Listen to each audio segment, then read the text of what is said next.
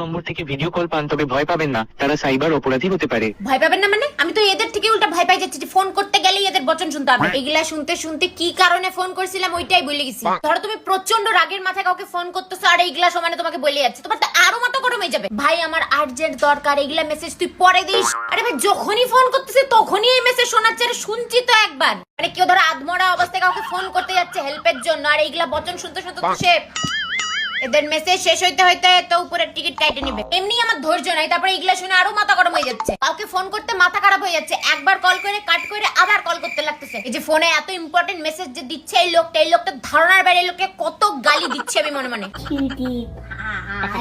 ভাই আজকাল ফোন করতে গেলে আগে অ্যাড শুনতে হয়। ফ্রাস্ট্রেশনের চরম পর্যায়ে পৌঁছে গেছি। ডেইলি এগুলা শুনতে লাগতেছে। কেউ বলতে পারবে যেটাকে কিভাবে বন্ধ করা যায়? 2 সেকেন্ড নীরবতা তাদের জন্য যারা প্রত্যেক মাসে খরচা করে কলার টিউন লাগায়।